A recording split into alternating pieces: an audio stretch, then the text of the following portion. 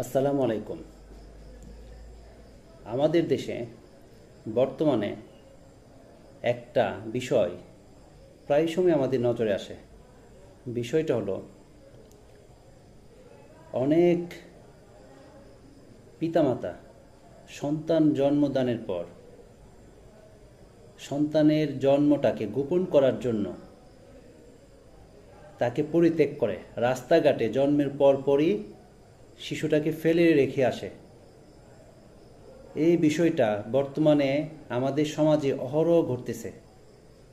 এই বিষয়টা হলো টোটালি আইনে একটা দণ্ডনীয় অপরাধ।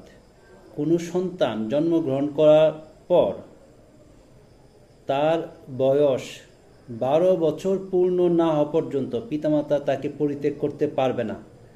12 বছরের পূর্বে যদি পিতামাতা তার সন্তানকে পরিত্যাগ করে, তাহলে বাংলাদেশ পেনাল কোড 1860 অনুযায়ী পিতামাতার সর্বোচ্চ 7 বছর পর্যন্ত কারাদণ্ড হতে পারে।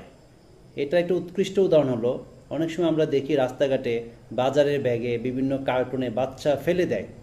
কেউ যদি এরকম কাজ করে তাহলে তা হবে দণ্ডনীয় অপরাধ।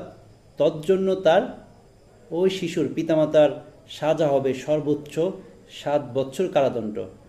তো আমাদেরকে একটা বিষয় মাথায় রাখতে হবে, কোনো সন্তানের বয়স 12 বছর পূর্ণ না হওয়া পর্যন্ত ওই শিশুকে পরিত্যাগ করা যাবে না।